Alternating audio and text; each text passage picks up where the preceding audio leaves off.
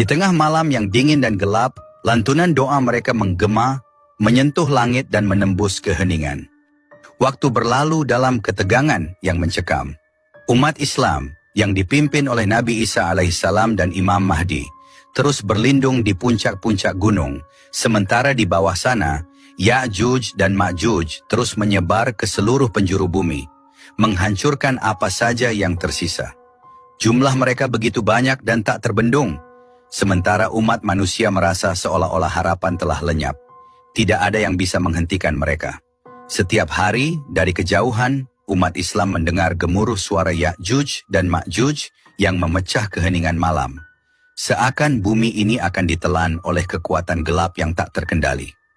Namun, keajaiban Allah Subhanahu wa Ta'ala selalu datang di saat yang tepat. Ketika Ya'juj dan Ma'juj telah menyebar sedemikian luas, dan hampir tidak ada lagi makhluk hidup yang tersisa untuk mereka hancurkan, Allah Subhanahu wa Ta'ala menurunkan takdirnya yang luar biasa. Di tengah kerusakan yang tak terbayangkan, dengan bumi yang tandus dan air yang mengering, Ya'juj dan Ma'juj mulai melambat. Mereka telah kehabisan target, tidak ada lagi manusia, hewan, atau tanaman untuk mereka serang. Pada saat itulah, Allah Subhanahu wa Ta'ala memulai rencananya untuk mengakhiri mimpi buruk ini. Langit tiba-tiba berubah menjadi kelam, tidak ada angin, tidak ada gerakan. Sebuah ketenangan yang aneh meliputi bumi yang telah terkoyak. Di bawah, ribuan, jutaan Ya'juj dan Ma'juj yang tersisa mulai merasakan sesuatu yang tidak biasa. Mereka, yang biasanya begitu kuat dan tak terkalahkan, mulai menunjukkan tanda-tanda kelemahan.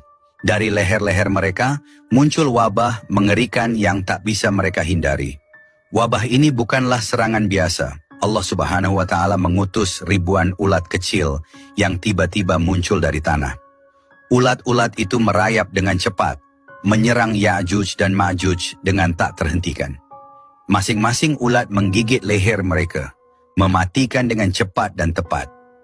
Wabah ini begitu hebat, sehingga dalam hitungan menit, Ya'juj dan Ma'juj yang semula tak terkalahkan, terkapar di atas tanah, tak lagi berdaya. Tubuh mereka yang besar dan kuat runtuh satu persatu seperti pohon yang ditebang. Tangisan, jeritan, dan deru kematian terdengar dari semua penjuru, menandakan bahwa saat kehancuran Ya'juj dan Ma'juj telah tiba. Dari tempat persembunyian mereka di puncak gunung, umat Islam menyaksikan peristiwa ini dengan rasa takjub dan ketakutan yang mendalam.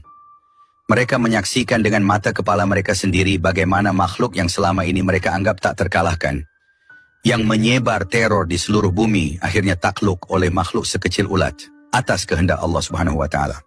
Ketika wabah ulat itu telah menyelesaikan tugasnya, bumi penuh dengan bangkai Ya'juj dan Ma'juj. Tubuh mereka yang begitu banyak menutupi seluruh daratan, memenuhi lembah, pegunungan, dan bahkan dataran luas.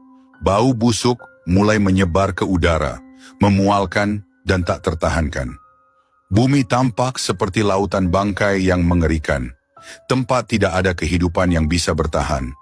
Namun Allah Subhanahu wa Ta'ala yang Maha Kuasa tidak membiarkan bumi ini tenggelam dalam kehancuran selamanya. Setelah Ya'juj dan Ma'juj dimusnahkan oleh wabah, Allah Subhanahu wa Ta'ala mengutus pertolongan lain. Dari langit, ribuan burung besar tiba-tiba muncul, terbang dalam formasi yang rapi dan mengerikan. Burung-burung itu sebesar unta, dengan sayap yang membentang lebar dan kekuatan yang luar biasa. Burung-burung ini bukanlah burung biasa, mereka adalah makhluk yang diutus oleh Allah Subhanahu wa Ta'ala untuk membersihkan bumi dari bangkai-bangkai Ya'juj dan Ma'juj yang kini berserakan di mana-mana. Burung-burung raksasa itu dengan cepat menyambar bangkai-bangkai Ya'juj dan Ma'juj, mengangkat tubuh-tubuh besar itu dengan cakar mereka yang kuat.